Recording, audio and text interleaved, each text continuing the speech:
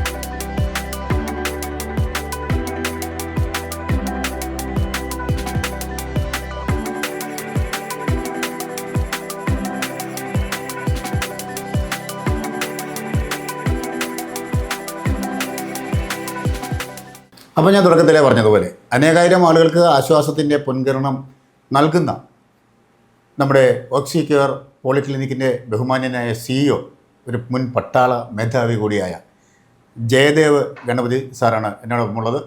Sir, ഈ പ്രോഗ്രാമിലേക്ക് സ്വാഗതം. Thank you. ഒരു നല്ല പട്ടാളക്കാരൻ, ആ ഒരു പ്രതീക്ഷയിലാണ് ഞങ്ങൾ ഓരോരുത്തരും, ഇന്ത്യക്കാർ ഓരോരുത്തരും മുന്നോട്ട് പോകുന്നത്. രക്ഷ എന്നുള്ളത് അത് ആരോഗ്യരംഗത്തും താങ്കൾ മുന്നോട്ട് കൊണ്ടുപോകുന്നു എന്നറിഞ്ഞതിൽ സന്തോഷം. ഒരു ബിഗ് സല്യൂട്ട്. Thank you. ഇനി നമ്മുടെ വിഷയത്തിലേക്ക് നമ്മൾ വരികയാണ്. ഇവിടെ എന്തൊക്കെ ട്രീറ്റ്മെൻറ്റുകളാണ് സർ പ്രധാനമായിട്ടും ഉള്ളത്? നമുക്കിവിടെ ഓക്സിക്യൂർ പോളിക്ലിനിക്കിൽ നമ്മൾ ബേസിക്കലി നമ്മൾ ഫോക്കസ് ചെയ്യുന്നത് ഹൈപ്പർബാരിക് ഓക്സിജൻ തെറാപ്പി എന്ന് പറയുന്ന ഒരു ചികിത്സാ സംവിധാനമാണ്. അത് സെഞ്ച്വറീസ് ഓൾഡ് അല്ലെങ്കിൽ നൂറ്റാണ്ടുകൾ പഴക്കമുള്ള ഒരു ചികിത്സാ രീതിയാണെങ്കിലും നമ്മളുടെ നാട്ടിലൊക്കെ അത് അധികം പ്രചാരത്തിൽ വന്നിട്ടില്ല. കേരളത്തിൽ ഇത് ട്രിവാൻഡ്രത്ത് ഒരു സെൻറ്റർ ഉണ്ട്. അത് കഴിഞ്ഞാൽ പിന്നെ എസ്റ്റാബ്ലിഷ്ഡ് ആയിട്ടുള്ള ഒരു സെൻറ്റർ എന്ന് പറയുന്നത് നമുക്ക് ഇവിടെ മാത്രം കോട്ടയംപടിയിലാണ്. അതെ, ശരി. മറ്റേ എന്തൊക്കെ പ്രധാനമായിട്ടും പിന്നെ നമുക്ക് ഇവിടെ ഫെസിലിറ്റീസ്, ഓക്സിക്യൂർ പോളിക്ലിനിക്കിൽ നമുക്ക് ഫെസിലിറ്റീസ് എന്ന് പറയുന്നത് നമുക്ക് ഇവിടെ ഫിസിയോതെറാപ്പി ഉണ്ട്, ഒരു ഫുൾ ഫ്ലെഡ്ജ് ആയിട്ടുള്ള ഫിസിയോതെറാപ്പി യൂണിറ്റ് ഉണ്ട്, അതുപോലെ ലബോറട്ടറി സർവീസുകളുണ്ട്. അതുപോലെ നമുക്കിവിടെ നമ്മൾ റീസെൻ്റ്ലി നമ്മളൊരു ഫിസിഷ്യൻ ഇവിടെ ഇപ്പം ജൂൺ മുതൽ വന്നു തുടങ്ങും. ശരി. അതേപോലെ തന്നെ മുറിച്ചു മാറ്റാൻ വരട്ടെ, നിങ്ങളൊന്ന് ചിന്തിക്കൂ. അത് ശരിക്കും നമ്മൾ ഒരുപാട് ആളുകൾ ഒരു വലിയ പ്രതിസന്ധിയിലൂടെയാണ് കടന്നു പോകുന്നത്. ജീവിതശൈലി രോഗമായ ഷുഗർ പോലുള്ള പ്രതിസന്ധികൾ, പെട്ടെന്നുണ്ടാകുന്ന പൊള്ളൽ മൂലം ഉണ്ടാകുന്ന പ്രശ്നങ്ങളിൽ നിന്നൊക്കെ ഒരു ശാശ്വതമായ പരിഹാരം കിട്ടുക എന്ന് പറയുന്ന ആൾക്ക് വലിയൊരു റിലീഫാണത്. ഒരു ജീവിതത്തിലേക്ക് തിരിച്ചു വരികയാണ്. അതെന്താണ് അങ്ങനെ ഒരു അതിനുവേണ്ടി എന്തൊക്കെയാണ് നമ്മൾ ചെയ്യുന്നത്? അതിനുവേണ്ടി അതായത് നമ്മൾ താങ്കളീ പറഞ്ഞ പോലെ മുറിച്ചു മാറ്റാൻ വരട്ടെ എന്ന് പറയുന്നത്, അത് എപ്പോഴാണ് നമ്മൾ ഈ മുറിച്ചു മാറ്റുന്നത്? നമുക്ക് കാലിലൊരു മുറിവ് വന്നാൽ ഉടനെ നമ്മൾ മുറിച്ചു മാറ്റില്ല. അത് നമ്മൾ വർഷങ്ങളായിട്ട് അല്ലെങ്കിൽ മാസങ്ങളായിട്ട് വർഷങ്ങളായിട്ട് ഉണങ്ങുന്നില്ല, അത് ഇൻഫെക്റ്റഡ് ആയി, അതിൻ്റെ ഇൻഫെക്ഷൻ നമ്മൾ ബാക്കി ശരീരത്തിൻ്റെ ബാക്കി ഭാഗങ്ങളിലേക്ക് ബാധിക്കും എന്നുള്ള ഒരു അവസ്ഥ വരുമ്പോഴാണ് ഓക്കെ, അപ്പം നമ്മൾ ഈ ഒരു ഭാഗം മുറിച്ചു മാറ്റിയാൽ ബാക്കിയുള്ള ശരീരത്തിൻ്റെ ഭാഗം നമുക്ക് രക്ഷിക്കാം എന്നുള്ളൊരു കണ്ടീഷനിലേക്ക് വരുന്നത്. അപ്പോൾ അതെന്തുകൊണ്ടാണ് മുറിച്ചു മാറ്റാൻ ഈ ഒരു മുറിച്ചു മാറ്റലിലേക്ക് എത്തിപ്പെടുന്നത് എന്തുകൊണ്ടാണ്? കാരണം ആ ഭാഗത്തുള്ള വ്രണം ഉണങ്ങുന്നില്ല. അതാണ് അതിൻ്റെ ബേസിക് കാരണം. ആ വ്രണം ഉണങ്ങിയാൽ അത് ഭേദമായി കഴിഞ്ഞാൽ പിന്നെ മുറിച്ചു മാറ്റേണ്ട കാര്യമില്ല. അപ്പം നമ്മൾ നേരത്തെ പറഞ്ഞ പോലെ നമ്മൾക്കിവിടെ നമ്മൾ ബേസിക്കലി നമ്മൾ കോൺസെൻട്രേറ്റ് ചെയ്യുന്ന ഹൈപ്പർബാരിക് ഓക്സിജൻ തെറാപ്പി എന്ന് പറയുന്ന ചികിത്സാ സംവിധാനത്തിൽ നമുക്ക് ബേസിക്കലി അല്ലെങ്കിൽ അതിൻ്റെ മെയിൻ എഫക്റ്റ് എന്ന് പറയുന്നത് നമുക്ക് ഈ പറയുന്ന നോൺ ഹീലിംഗ് വൂൺസ് അല്ലെങ്കിൽ നോൺ ഹീലിംഗ് അൾസേഴ്സ്, അത് പല കാരണങ്ങൾ കൊണ്ടുണ്ടാവാം. നമ്മളുടെ നാട്ടിൽ ഏറ്റവും കോമൺ ആയിട്ടുള്ള ഡയബറ്റീസിൽ നമുക്ക് എല്ലാവർക്കും നമ്മൾ വളരെ കോമൺ ആയിട്ട് നമ്മൾക്കിടയിലുള്ള ആൾക്കാർക്കിടയിലൊക്കെ ഉള്ള അസുഖമാണ് ഈ ഡയബറ്റീസ്. ലോങ് സ്റ്റാൻഡിങ് ഡയബറ്റീസിലുള്ള വൺ ഓഫ് ദ ഏറ്റവും കോമൺ ആയിട്ടുള്ള കോംപ്ലിക്കേഷൻ, അവർക്ക് കാലിലൊക്കെ ഒരു മുറിവ് വന്നു കഴിഞ്ഞാൽ അത് ഉണങ്ങുകയില്ല.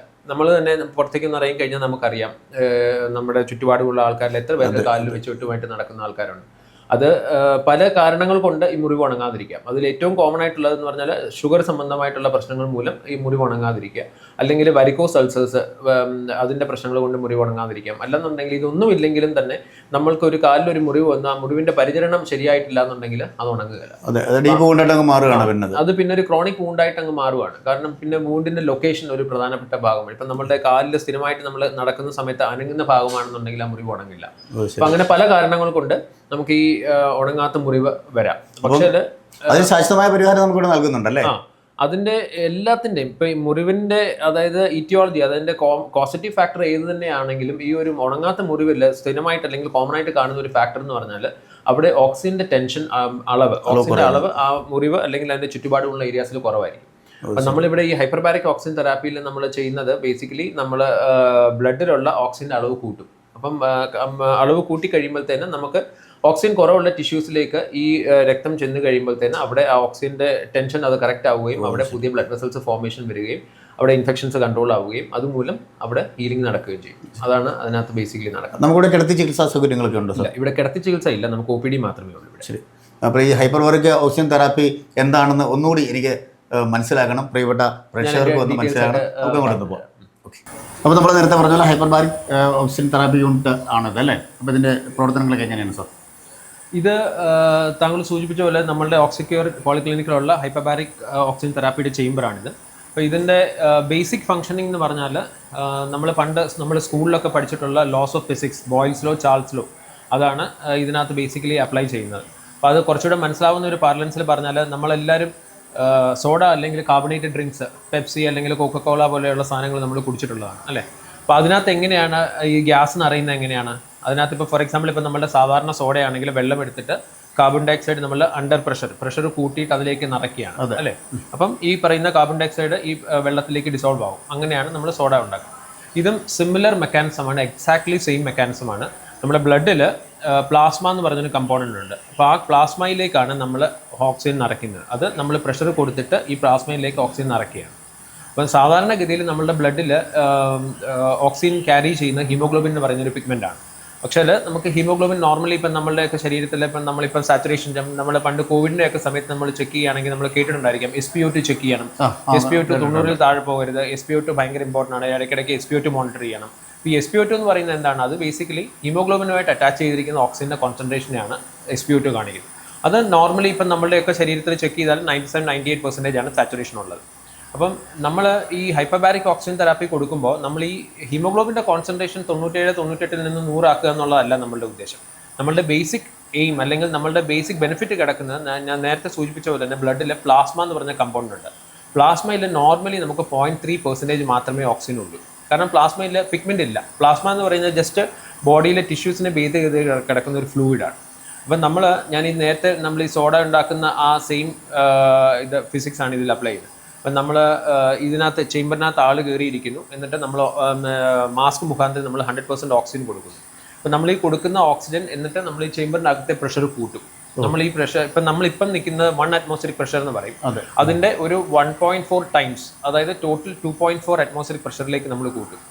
അപ്പം എന്നിട്ട് നമ്മൾ ഈ 100% ഓക്സിജൻ നമ്മൾ മാസ്ക് മുഖാന്തരം കൊടുക്കും. അപ്പം എന്താ സംഭവിക്കുന്നത്? നമ്മൾ ഈ സോഡ ഉണ്ടാക്കുന്ന പോലെ തന്നെ നമ്മൾ ഈ കൊടുക്കുന്ന ഓക്സിജൻ നമ്മൾ പ്രഷറും കൊടുക്കുന്നുണ്ട്, 100% ഓക്സിജനും കൊടുക്കുന്നുണ്ട്. അപ്പോൾ ഈ കൊടുക്കുന്ന ഓക്സിജൻ നമ്മൾ പ്ലാസ്മയിലേക്ക് ഡിസോൾവ് ചെയ്യും. അതാണ് ബേസിക്കലി ഇതിൻ്റെ ബേസിക് കൺസെപ്റ്റ്. എന്നിട്ട് നോർമലി നമുക്ക് എല്ലാവർക്കും ചെയ്യാൻ കഴിയുന്ന ഒന്നാണോ?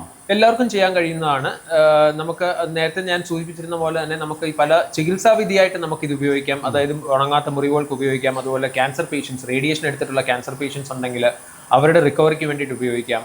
അതുപോലെ സ്പോർട്സ് ഇഞ്ചുറിയുടെ റിക്കവറിക്ക് വേണ്ടി ഉപയോഗിക്കാം. കാരണം നമുക്ക് ഹൈപ്പർബാരിക് ഓക്സിജൻ തെറാപ്പി കൊളാജൻ എന്ന് പറയുന്ന ഒരു ഘടകം നമ്മുടെ ശരീരത്തുണ്ട്. അപ്പം നമ്മൾ ഈ പറയുന്ന എല്ലാ കാര്യങ്ങൾക്കും മുറിവ് ഉണങ്ങാനാണെങ്കിലും ശരി, നമ്മൾ വെൽനസ് പ്രോഗ്രാംസിലാണെന്നുണ്ടെങ്കിലും അല്ലെങ്കിൽ സ്പോർട്സ് ഇഞ്ചുറിയുടെ കാര്യങ്ങളുടെ അതിന് റിക്കവറിക്കാണെന്നുണ്ടെങ്കിലും കൊളാജൻ ഫോർമേഷൻ നടക്കണം. കൊളാജൻ ഫോർമേഷൻ നടക്കുകയാണെങ്കിൽ മാത്രമേ നമുക്ക് നമ്മളുടെ ബോഡിയുടെ റിപ്പയർ വർക്ക്സ് നന്നായിട്ട് വരത്തുള്ളൂ. അപ്പം നമുക്ക് ഹൈപ്പർബാരിക് ഓക്സിജൻ തെറാപ്പി ഈ കൊളാജൻ്റെ ഫോർമേഷൻ വളരെ നന്നായിട്ട് അത് എൻഹാൻസ് ചെയ്യും.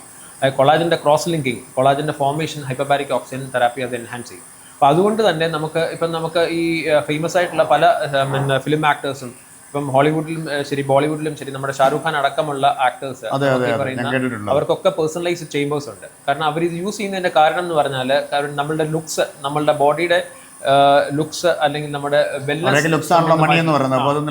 നമ്മളുടെ വെൽനസ് സംബന്ധമായിട്ടുള്ള കാര്യങ്ങളെല്ലാം നമുക്ക് നന്നായിട്ട് ഡെവലപ്പ് ചെയ്ത് വരും. അതുപോലെ തന്നെ നമ്മളുടെ ബോഡിയിൽ ഓക്സിജന്റെ കുറവ് കൊണ്ടുണ്ടാകുന്ന ചെറിയ ചെറിയ ചെറിയ ചെറിയ പോരായ്മകളെല്ലാം ഇതുമൂലം പരിഹരിക്കപ്പെടും. ഇത് നമുക്ക് എത്ര വയസ്സും അല്ല അങ്ങനെ വല്ലതും ഉണ്ടോ? ഏജ് അങ്ങനെ ലിമിറ്റ് വല്ലതും ഉണ്ടോ? ഇല്ല, നമുക്ക് അങ്ങനെ ഇതിന് ഏജ് ലിമിറ്റ് ഒന്നുമില്ല. നമുക്ക് ഇൻഫാക്ട് നമുക്ക് ഇവിടെ കുട്ടികൾ വരെ ഓട്ടിസം സ്പെക്ട്രം ഡിസോർഡർ ASD ഉള്ള കുട്ടികളെ വരെ നമുക്ക് ഇവിടെ റെഫറൽ കേസസ് ആയിട്ട് വരുന്നുണ്ട്. അത് ബോംബെയിലൊക്കെ പോയിട്ട് എന്താണ് സ്റ്റെം സെൽ തെറാപ്പി എടുത്തിട്ട് അതിനുശേഷം ഹൈപ്പർബാരിക് ഓക്സിജൻ തെറാപ്പി റെക്കമെൻഡ് ചെയ്യും അവർ. അപ്പൊ അങ്ങനെയുള്ള പല കുട്ടികളും നമുക്കിവിടെ വരുന്നുണ്ട്.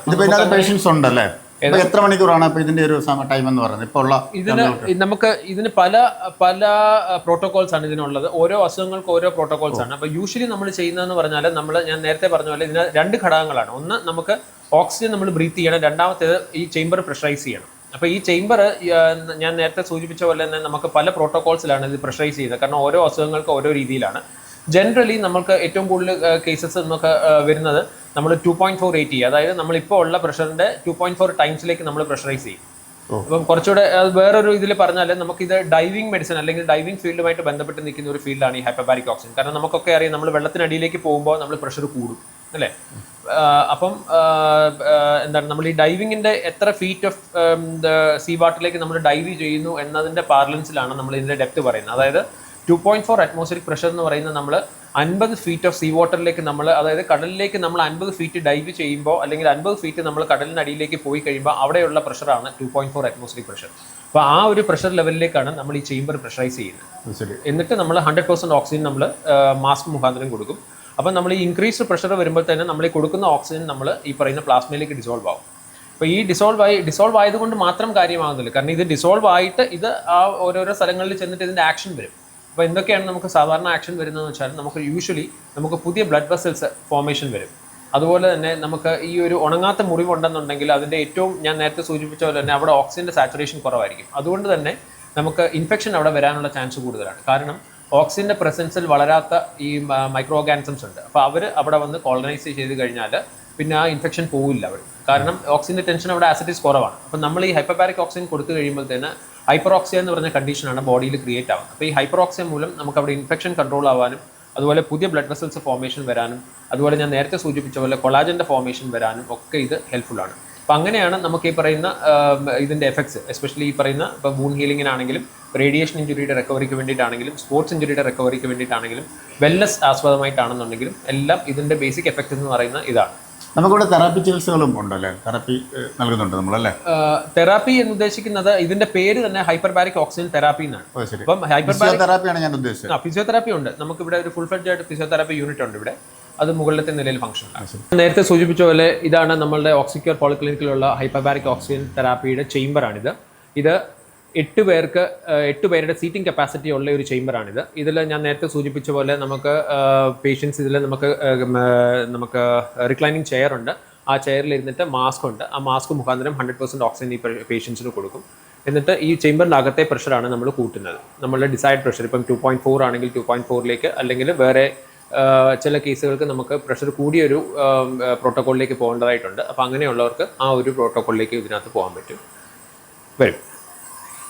ഇത് നമ്മളുടെ ഹൈപ്പർബാരിക് ഓക്സിജൻ തെറാപ്പിയുടെ ഒരു കൺട്രോൾ കൺസോളാണ് ഇത്. ഇവർ രണ്ടുപേരും നമ്മുടെ ചേംബർ ഓപ്പറേറ്റേഴ്സ് ആണ്. അപ്പോൾ ഇതിനകത്ത് ഇവിടെ നോക്കിയാൽ നിങ്ങൾക്ക് കാണാൻ പറ്റും, നമുക്ക് ഇതിനകത്ത് നമ്മളൊരു ക്യാമറ വെച്ചിട്ടുണ്ട്. ആ പേഷ്യൻസിനെ നമ്മൾ വിഷ്വലൈസ് ചെയ്യാനായിട്ടുള്ള ക്യാമറയാണിത്.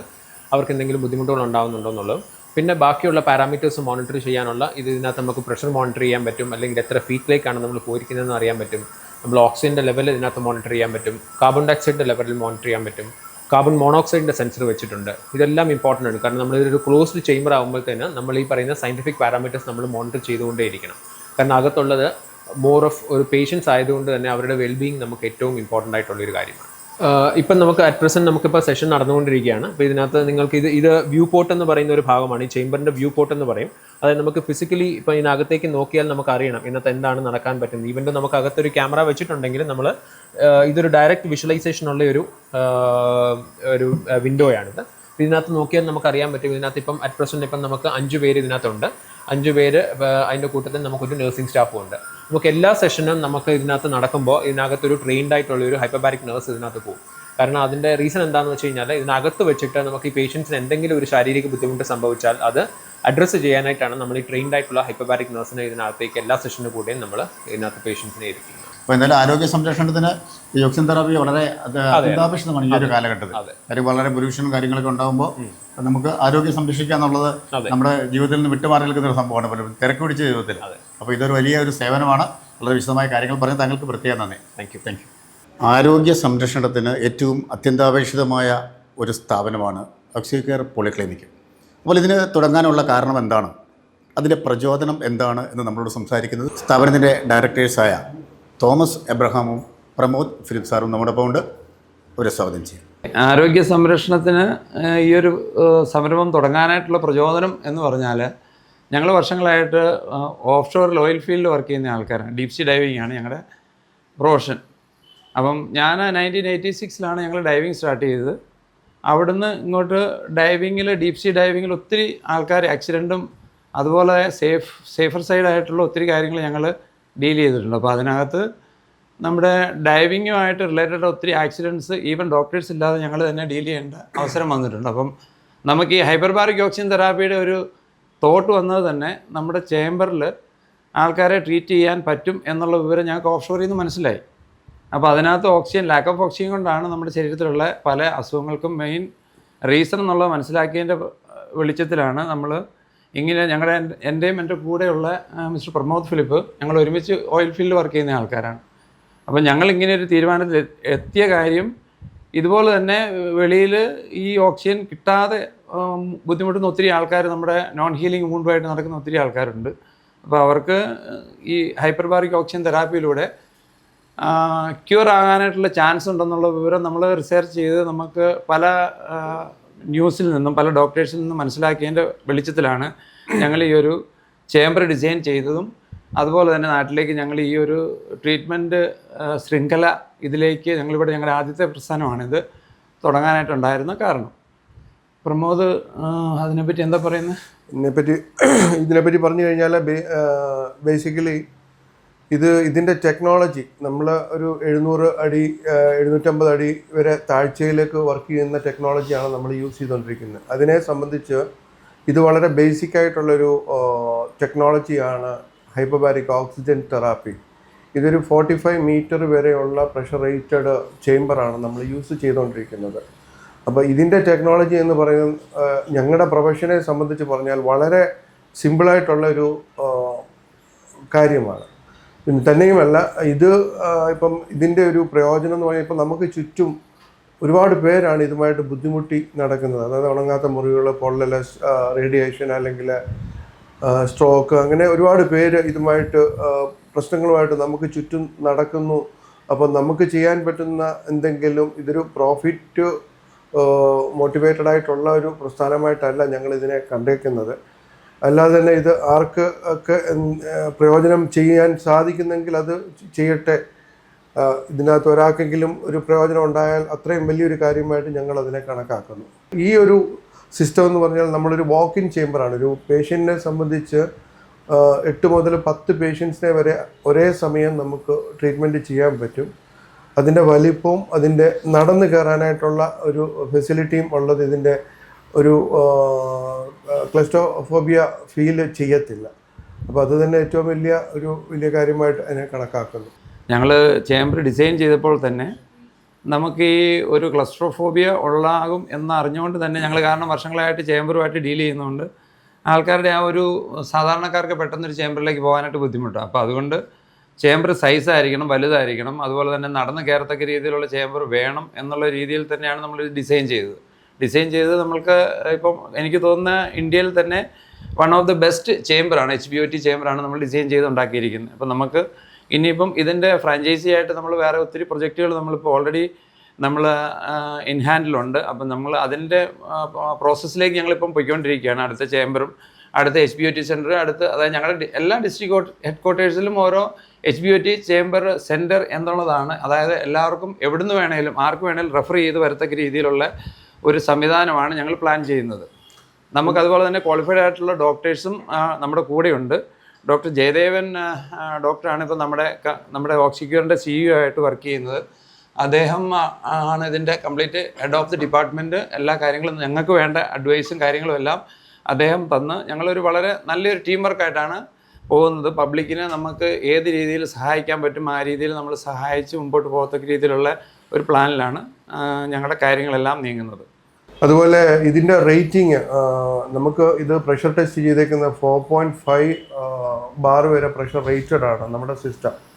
ഇത് മറ്റു സിസ്റ്റവുമായിട്ട് കമ്പയർ ചെയ്യുമ്പം അത് 1.5 ബാർ റേറ്റഡ് ആണ്. ആ സമയത്താണ് നമ്മൾ 4.5 ബാർ വരെ റേറ്റഡ് ആയിട്ടുള്ള ഒരു സിസ്റ്റം ഇവിടെ ചെയ്തേക്കുന്നത്. സാധാരണ ഒരു പ്രോപ്പറായിട്ടുള്ള ഒരു ഹൈപ്പബാരിക് ഓക്സിജൻ തെറാപ്പിക്ക് നമുക്ക് 2.4 2.8 ബാർ പ്രഷർ വരെ നമുക്ക് ആവശ്യമാണ്. അപ്പോൾ അത്രയും പ്രഷറിൽ ട്രീറ്റ് ചെയ്താൽ ഈ പേഷ്യൻറ്റിന് പ്രയോജനം ഉണ്ടാകത്തുള്ളൂ. അതായത് ഓക്സിജൻ പ്രഷർ കൂടുന്നതനുസരിച്ച് ഓക്സിജൻ മോളിക്യൂൾസ് നമ്മുടെ ബോഡിയിൽ ഡിസോൾവ് ആകും. അപ്പോൾ നമ്മൾ പ്രഷർ കൂട്ടുന്നതനുസരിച്ച് എത്ര പ്രഷർ കൂട്ടുന്നോ അത്രയും പേഷ്യൻ്റ് വൈസ് ട്രീറ്റ്മെൻറ്റ് വൈസ് അത് അവർക്ക് ബെനിഫിഷ്യലാണ്. നമുക്ക് ഓക്സിജൻ പ്രഷർ കൂടുന്ന 2.480 നമ്മുടെ ഹ്യൂമൻ ബോഡി പ്രഷറൈസ് ചെയ്യുമ്പോഴത്തേനും നമ്മൾ ബ്രീത്ത് ചെയ്യുന്ന ഓക്സിജൻ്റെ മോളിക്യൂൾസ് നമ്മുടെ ശരീരത്തിൽ ബ്ലഡ് സർക്കുലേഷനും അങ്ങനെയുള്ള ലിക്വിഡിലെല്ലാം നമ്മുടെ ബോഡി ലിക്വിഡ്സിലെല്ലാം ഡിസോൾവ് ആകും. അത് പ്ലാസ്മയിൽ എൻറിച്ച്ഡ് ആകും. അതുപോലെ തന്നെ നമ്മുടെ ബ്ലഡിൽ complete oxygen molecules saturation level കൂടുന്നതനുസരിച്ച് നമ്മുടെ ബോഡിയിൽ ലാക്ക് ഓഫ് ഓക്സിജൻ കൊണ്ടുണ്ടാകുന്ന എല്ലാ പ്രശ്നങ്ങളും നമുക്ക് സോൾവ് ചെയ്യാൻ പറ്റുമെന്നുള്ളതാണ് ഇപ്പോഴത്തെ പുതിയ റിസർച്ച് മുഖാന്തരം നമുക്ക് കിട്ടിയിരിക്കുന്ന റിസൾട്ടുകൾ. ഈ ദൈവികമായ സ്പർശം നമ്മൾ അറിയുന്നത് പലപ്പോഴും പല സ്ഥാപനങ്ങളിൽ നിന്നാണ്. ജീവിതത്തിലെ പ്രതിസന്ധികളും പ്രയാസങ്ങളും ഒക്കെ ഉണ്ടാകുമ്പോൾ ദൈവിക സാന്നിധ്യം നമ്മളിലേക്ക് എത്താറുണ്ട്. അത്തരത്തിലുള്ള ഒരു സ്ഥാപനത്തെയാണ് ഞാൻ ഇന്ന് പ്രിയപ്പെട്ട പ്രേക്ഷകരിലേക്ക് എത്തിച്ചത്. Oxycare polyclinic Kodayampadi. ശാശ്വതമായ ഒരുപാട് രോഗങ്ങൾക്ക് നമുക്ക് പരിഹാരം നൽകുന്ന സ്ഥാപനം. നിങ്ങൾക്ക് പ്രിയപ്പെട്ടവർക്ക് സാന്ത്വനത്തിൻ്റെ ഒരു സ്പർശം, തൂവൽ സ്പർശം നിങ്ങളിലേക്ക് എത്തിക്കും എന്ന കാര്യത്തിൽ 100% നമുക്ക് വിശ്വാസമാണ്. മറ്റൊരു മനോഹര എപ്പിസോഡിൽ കണ്ടുമുട്ടാം. ക്യാമറാമാൻ റിജോയ് പറവൂറിനും എൻറ്റയർ മീഡിയ ടീമിനുമൊപ്പം സൈനിങ് ഓഫ് ഷിയാദ് ചങ്ങനാശ്ശേരി.